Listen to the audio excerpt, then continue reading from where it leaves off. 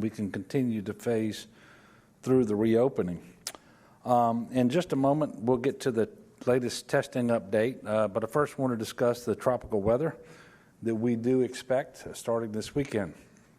If you look at the slide, it is Tropical Storm Cristobal. It moved from being a tropical depression to a tropical storm just a short while ago. It is departing the Yucatan Peninsula. It'll be out over water very shortly, if not already, where it's expected to move almost due north on a straight line for Louisiana. The good news, if we have any today, is the National Weather Service have all but completely ruled out the possibility that it could strengthen beyond a tropical storm and into a Category 1 hurricane. So that's not something we're contemplating.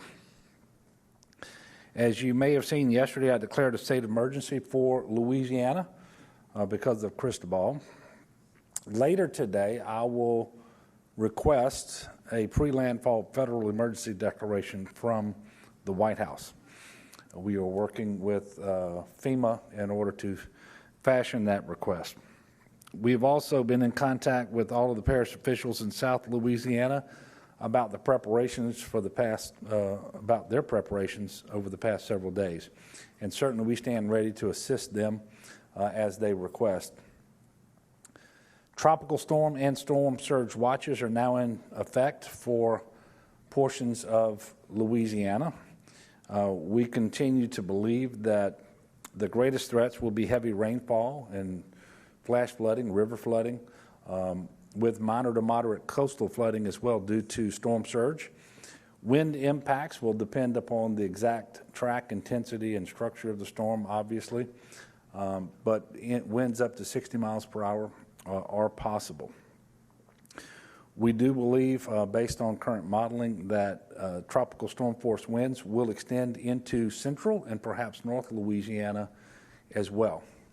In fact, you can kind of look where that S is. That's 7 o'clock Monday morning, and that is a storm that's located over central Louisiana.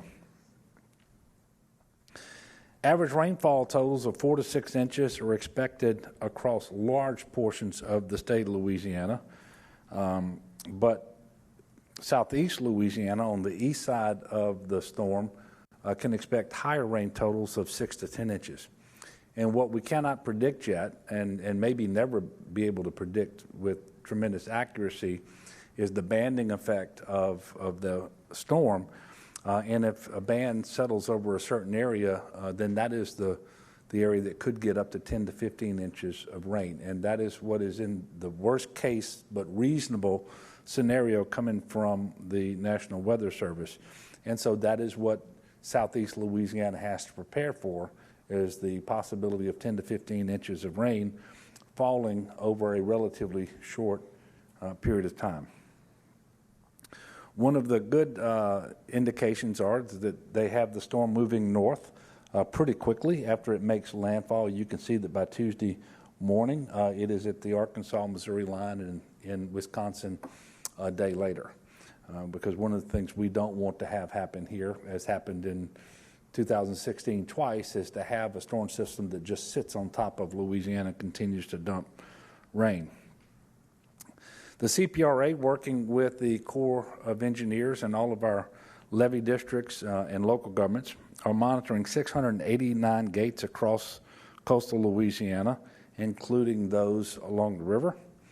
Since Wednesday, another 44 gates have been closed, bringing the total of closed gates to 201. They are coordinating with Slipva East and Slipva West, Plaquemines Parish, Grand Isle, Lafitte on their floodgate closures in the greater New Orleans area. And we are pre-positioning flood fighting assets, super sacks, and sandbags in low-lying areas vulnerable to flooding. It is not too late to get a game plan. So I'm encouraging people, if they haven't done so, to get a game plan. You can go to getagameplan.org. DOTD would also like to remind motorists to take extra precautions when driving. Avoid getting on the roads once the storm hits until it has passed, unless it is absolutely necessary. If you do need to travel, please check for road closures by going to 511la.org. It's real-time information about road closures. That's 511la.org. It will show you whether a road is closed because of maintenance or because of flooding or for any other reason. If you do come upon water in the road when you're driving, if you're not absolutely sure that it is shallow enough and that it is not fast-moving enough to cause you a real problem, you should not go through that water. This is how we see the most fatalities in a typical flood event. A note on DSNAP, I mentioned this the other day, but I want to make sure that I'm clear with the people of Louisiana. DSNAP has not been authorized to our state, and I did say that the other day. We're not expecting it to be activated because of this storm, but it may be activated later this year because of another natural emergency. And by the way, DSNAP is not available because of the public health emergency dealing with COVID either. But in the past, people have pre-registered for DSNAP, and they may believe that they remain pre-registered, but that is not the case because of some changes in hardware and so forth on the system. So we're encouraging people to go ahead and pre-register for DSNAP. If you're currently on the SNAP program, you don't need to do this, but you do have the ability to pre-register. Let's talk about COVID now. If we'll go to the dashboard. For today's testing update, we are reporting 427 new cases for a total of 41,989. Unfortunately, we are reporting 29 additional deaths today, which brings the total to 2,801. 604 patients were hospitalized, with 75 of those on mechanical ventilators. That is 9 fewer in the hospital since yesterday, and that is the lowest number in the hospital since March the 25th. 4.4% of the new tests were positive, and according to my personal unofficial calculations, we have gone below the 10% level since the inception. And we've got some additional data coming out, and we're looking at it, and we'll let you know more later. But we're just right at 10%, and I say that because that's a World Health Organization and a CDC standard that they're looking for everyone to get below 10%. And certainly we're moving in the right direction. We've been averaging the 4 to 5% range for a good stretch of time now. Of course, it took a while because at first we were only testing individuals who were in the hospital and so forth. And so at first, the 40% or more of the tests that we were administering were positive, but we are moving in the right direction. We have completed 420,786 tests. Because of the weather that is approaching, some test sites will be closed over the weekend, and we will be communicating that to people because we don't want them to get out of the home and try to come access testing when it's not going to be available. And we also want to make sure that we stand back up these sites and make them operational as soon as possible, as early next week. And just looking at the forecast, we should be able to do that by Tuesday. However, we're going to be communicating that as we move forward. I do hope that everyone will stay safe this weekend, both from the tropical weather and from COVID-19. And please monitor the weather closely. Look at your local forecast, check the National Weather Service, pay attention to what your local officials are saying. As always, prepare for the worst and pray for the best. Before I take your questions, I do want to spend just a moment to address the demonstrations and protests that continue across Louisiana as they are across the country. I am extremely gratified that the overwhelming majority of these events are entirely peaceful and nonviolent, without any property destruction or injuries or anything of that nature. Of the very few events that have had some of that, it's just been a few of the individuals as well. And so the people in Louisiana are expressing their concerns and exercising their rights in a way that is appropriate. And I think as a result, their voices are being heard and need to be heard.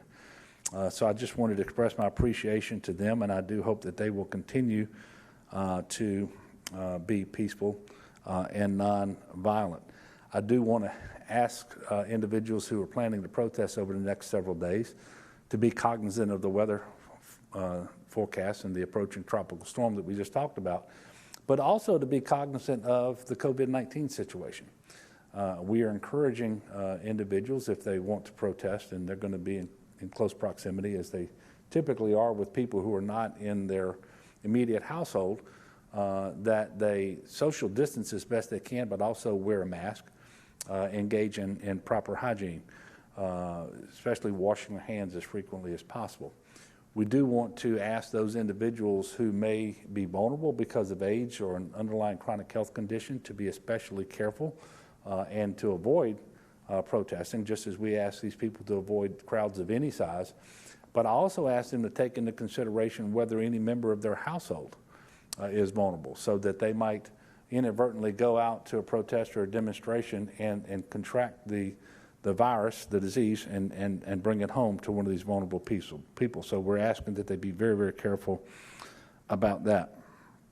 I am certainly praying for all people in our state as we face a number of issues today. And so I would ask that everybody lift up our state and our people in your prayers.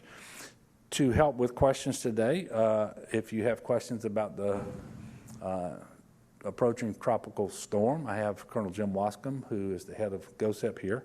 I also have Dr. Alex Bu and Dr. Guidry from the Department of Health, in case you have some questions about testing or the public health emergency that I may need help answering. But at this time, I am happy to take your questions. Yes, sir.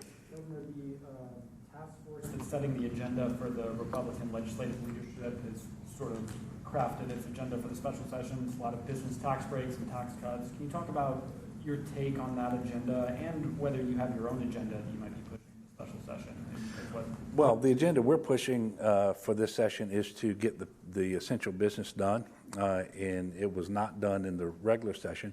And the most essential things are having a budget, making sure we have a capital outlay bill, a supplemental budget for the remainder of the current year, those sorts of things. And that's where we're engaged first and foremost. And obviously we're in discussions with members, not just the members you just mentioned, but members, whether they're Democrat or Republican, House or Senate, on a range of issues. It is difficult, however, as well intentioned as many of these instruments are. It's difficult to support instruments that would have the effect of diminishing the revenue that we have available to fund the essential services of our state when we already have budgetary pressures because of the declining forecast that we're dealing with. So we're working because we know that these are all things you would like to do, but you also have universities to run and K-12 schools to run and hospitals and prisons and so forth. So just trying to create the right balance there is what we're shooting for. And, I think at the end of the day, we're going to be successful. Yes, ma'am. On the same subject of the session, there seems to be a disagreement between you and the House on how to use the surplus money. They are moving forward with an approach that would put a lot more of the surplus money into the rainy day fund as opposed to spending it. Can you talk about whether that would be something you would consider, or if you still think it's better to spend the money on projects? Well, I think at the end of the day, we have a rainy day fund that we're going to deposit 25% of the surplus into as we need to. And by the way, when we do that, that fund will be restored to a balance that exceeds where it was when I became governor. Now, having said that, we also need to tap into the rainy day fund for the next fiscal year as well. And so some of that balance would be used. So it's a reasonable discussion to have, but at the end of the day, we have tremendous needs along our coast for coastal restoration, for levee work. We have transportation needs. I believe that at the present, the better course of action would be to proceed with the projects in order to have some stimulative impact on the economy, get these businesses into these projects and these employees and these vendors, these suppliers to work and that sort of thing. But it's a regional discussion to have, and it's not necessarily all one way or the other. It's creating the right balance, and we're going to continue to work with the leadership in the House and in the Senate in order to make that happen. I will tell you that the amount of cash that is being withheld from the capital outlay is much smaller than what was being contemplated by legislative leadership just a couple of weeks ago. So I think we're making good progress, and we're going to keep working with them. Yes, sir. I understand there's a number of law enforcement officers from a number of agencies at the mall in Hammond. Yeah. Have you been briefed on that? What's the latest on that situation? Well, it remains under investigation. The incident occurred right around noon today, so they're still trying to figure out exactly what they're dealing with. But we know that the state police responded to an incident at the Hammond Square. And I think technically it's called Hammond Square now because it's not a mall, but I'm from that area, and I still call it the Hammond Square Mall as well. And they're assisting the Hammond Police Department and the Tangipahoa Parish Sheriff's Office. And one thing that went out that seems to have been inaccurate, it was never an active shooter situation. You have an event where an individual, and we believe it was one, although there's some indication there may have been somebody else involved, who drove a vehicle into the Target store at Hammond Square and exited the store, was quickly taken into custody by local law enforcement. There was at least one suspicious package that was left in the store, and I can tell you that the state police experts who deal with this are on the scene evaluating that package and trying to figure out what it is, and if it's something that's dangerous, they will render it not dangerous. They'll neutralize it, and hopefully they'll get that done pretty soon.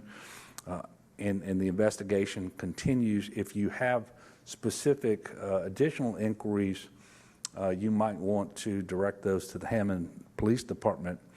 I will tell you that it might be an error if you were to associate this incident with the protests and demonstrations that we were talking about, based on some very preliminary information that I got just before I walked in. Although I don't entirely rule that out, I think there may have been another cause for this. That's obviously not one that's justified, but could have been motivated by something totally different.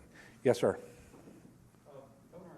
The morning down in Blackman Parish, and boat owners down there are starting to dry dock their boats and pull them out because they're expecting that even if the storm comes in as a tropical storm toward Morgan City, they're anticipating a surge of 2 to 4 feet down there that might cover the road. Now, I know in the past we've talked about not warehousing people in shelters. Would the state still consider putting people up in hotels? Is that going to be the plan? Yes. And you make a good point because it's basically from St. Mary Parish east. So through Terrebonne, Lafourche, Jefferson, Plaquemines, and then up into St. Bernard. That's the area where we believe is at most at risk for the storm surge.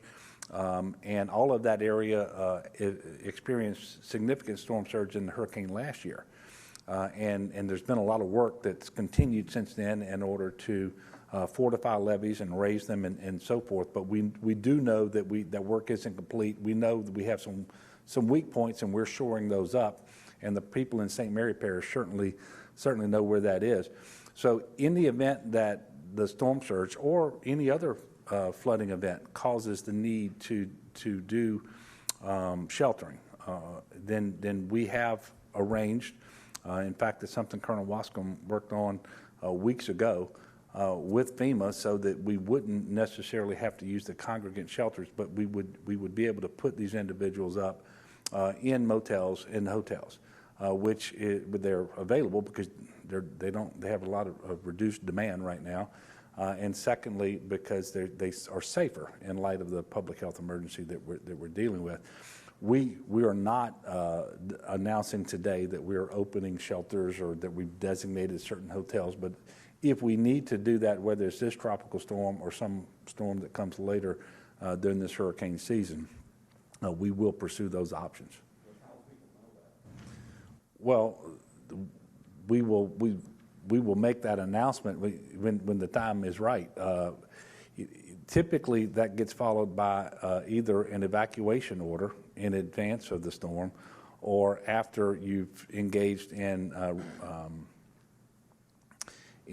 search and rescue operations and so forth. But when we have to announce this, we will announce it working through the local offices of emergency preparedness to the populations that we're trying to communicate with. And again, I think I caused some confusion the other day talking about DSNAP. So I want to make it very, very clear.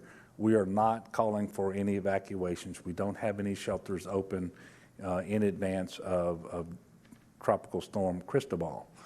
But if we do need to shelter people during this public health emergency, we have additional options that we haven't used in the past, and they include the hotels and motels. Yes, sir. Given that there is no evacuation order, what can the average person do right now to be vigilant in preparation for the storm if we're not talking about moving around or leaving their home? Yeah, well, what they can do is make sure that they get a game plan. Go to getagameplan.org, and it's got a checklist of those things that you should do. And by the way, it's an updated checklist because it has things that are particularly important in light of the public health emergency. But generally speaking, they need to be prepared to make sure that for the first 72 hours, they are resourced and able to make it without assistance. Now, we're going to get assistance to people as quickly as we possibly can, and very rarely in the last number of years anyway has someone had to go more than 72 hours before they could get assistance. But that is what we're asking people to make sure that they and their families are able to do. And then they need to make sure that they're getting updated. So the National Weather Service at least twice a day updates its forecast, and as the storm gets closer, then they have more confidence in the forecast that they're offering. So please make sure you're paying attention to that, to local news, and not just the weather, but the news portion of those broadcasts and radio. And then they need to be making sure that they're listening to those local elected officials and the offices of emergency preparedness around the state of Louisiana. So it's really the same thing that they do in any storm. The difference now is that we do have this public health emergency, and so there's some additional considerations that they need to take into account. Yes, ma'am. Governor, there has been a strong response to the protests from President Trump. I was wondering if you wanted to comment on what his reaction has been and how he's handled himself. Well, I would rather offer my perspective, which I've done in the past, and that is here in Louisiana, we have seen our citizens take to the streets and to public spaces, and they're doing so in large numbers, but they're also doing so in a way that is peaceful and nonviolent and appropriate. And I appreciate that, and we haven't seen the sort of things here that have been observed in at least some areas across the country. And so our law enforcement is doing a great job of working with the organizers of these protests and demonstrations and those who show up, and the folks who are protesting are making sure that the safety of the officers is in mind, and then the officers have the safety of the protesters in mind. And you see a lot more dialogue going back and forth than you typically see, and I happen to think that that's a good thing, and it's also appropriate, because there is not a law enforcement officer anywhere in his or her right mind who believes that the use of force by the Minneapolis police officer was appropriate or reasonable. It wasn't.